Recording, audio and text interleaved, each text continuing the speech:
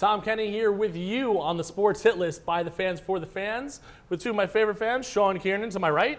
Hey, Tom. How are you today? Good, Shawn. How are you? Good. Thanks for having me. Oh, thanks for joining us. You beat me to it. And on my left, the one and only John Doyle. Whoop, whoop. What's up, baby? How are we? I'm doing great. How are you, John? I'm swell like a taco. I'm excited to talk stole some my hockey. look today, but it's okay. I was inspired by You were inspired. That's really what it was. Short sleeves, long sleeves. That's the difference. That's Well, the Donnie difference. Today, there's nothing different about the NHL. We're going to talk about it. We're going to talk about hockey in general. I think it's a good time to talk it. I think we need to talk about it. You know, the playoffs are right around the corner, and you know, both New York teams are actually in the hunt to make a playoff spot. So I think we definitely need to talk about some New York hockey, both sides, Islanders and Rangers. I totally agree with you, John. I mean, you look at everything, the coaching, I think, has been the most important part of both teams. Yes. Lou Lamoriello and Barry Trotz for the Islanders, and then for the Rangers, we have Jeff Gordon and David Quinn. Would you like to discuss really how these top of the hierarchy has really helped the teams in New York here? Oh, yeah, for sure. With the Rangers, with David Quinn and Jeff Gordon, they're in the middle of a rebuild. And for where they're at right now, just in the mix for the playoffs, it's crazy how, with all these young players that they have, and with their goalie situation as well. They have 3 goalies as of right now, so that's really hard to work with, but they're managing it, and they're in the playoff race. It's a good situation to be in when you have 3 good goalkeepers that can all go out there and potentially get you a win.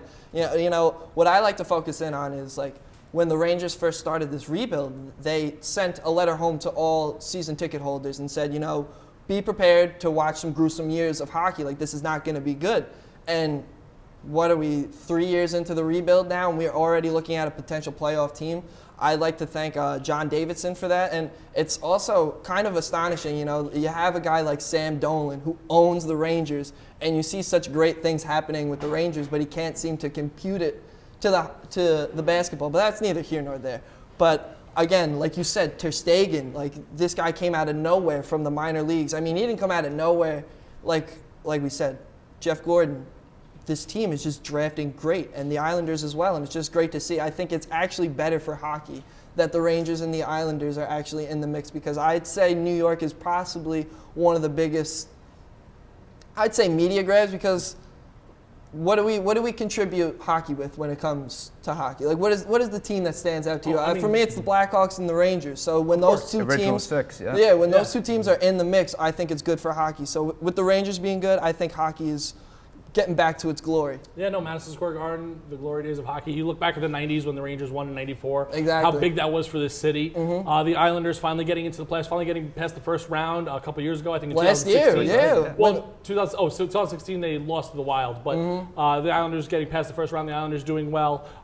Getting a Stanley Cup champion coach in for the Islanders has definitely helped with Barry Trotz. Exactly. And now they're talking about next year maybe the Islanders moving back to the Coliseum. Never really felt like Brooklyn was their home, so it'll be good for the Islanders to get back there. But I appreciated it, you know, because like when you think about it, like not a lot of people like hockey, not a lot of people are attracted to hockey. So when you have it at the Barclays Center, which is typically not an expensive arena to go buy a ticket to, it's kind of annoying to get to. But again, having your team play in 2 different spots in New York is very beneficial to a fan group who, like, we live on Long Island. It could be annoying to get a train all the way out to Queens, so we could go to Nassau Coliseum. You know what I mean? Of course. That's where it is. And Shawn, for you, the Rangers started off kind of rough, stumbling, but they've regained kind of their footing here. Some thoughts on that? Yeah, before they played the Flyers on the road at the end of February, and before that, they won 9 out of their last 10 games. So they had a really interesting stretch there. They're on a 3-game losing streak right now, but like we said early on, they're still in the race, and it feels like there's 17 games left in the season, so anything could happen. Anything could happen. The Islanders and the Rangers both 35 wins. Islanders with more points, just the way that works. But what do the Rangers need to do in those final 17 games, you think, Shawn? I feel like they just got to mix and match. David Quinn, the head coach, just needs to put on the right lines. I love the first line he has with Panarin and Zibanejad. That's huge. And he put on Ryan Strome as well, so that's huge. And just the goalie combination, whether Shesterkin comes back or not, or you start Georgiev. We'll see where Lundqvist plays into this, but it's interesting to see. Definitely, man. And like I was just gonna add, like you love to see like these young players like Fox, like you said before, Strome, like these players finally putting out good hockey games, finally putting out stat lines that are actually going to be feasible and actually get you into the playoff hunt. So again, like, there are a lot of players that are starting to step up due to this. Like Mika Zibanejad and Artemi Panarin are possibly one of the two most lethal dynamic combos that NHL has to offer. So this year, yeah, we may not make it into the playoffs, both these teams, but like let's think about when the Islanders lost John Tavares. Like, everyone thought this team was lost. This was a lost cause. There's no way they'll be able to get back into winning form. And let's not forget, they actually have the most Stanley Cups in New York, because that was in that span of the 90s, I want to say, maybe the 80s, when they just absolutely dominated the NHL. So I think definitely a lot to look forward to in New York hockey and the youth. And just going outside of New York here real quick, because we are going to talk about all the NHL here. I want to touch upon it. The top team in the East, the Boston Bruins, and the top team in the West, the Blues. Do you think we can see a Stanley Cup rematch here? I think we definitely could see the Bruins represent the East again, just because we're seeing Pastrnak almost set a record for the Bruins with almost 50-plus goals this season. He's on track to set that record. So you add that with Patrice Bergeron being a top 5 center and winning faceoffs. So I think we definitely could see the Bruins emerge again out of the East. But for the West, I think it's up for grabs. You know, you got a young team like the Edmonton Oilers with Connor McDavid, Draisaitl, they're all very young and up-and-coming superstars. You have the Colorado Avalanche, who could do it again. So I think it's up in the air. But the East I think it's locked down on the East. Yeah, Boston's really controlling the East. Shawn, your thoughts? And when it comes to playoff time, I go by experience a lot. And with Boston, I see them in the Stanley Cup because of Tuukka Rask, who's their goalie, and he's been in there numerous of times. And like you said, Pastrnak as well, really good player.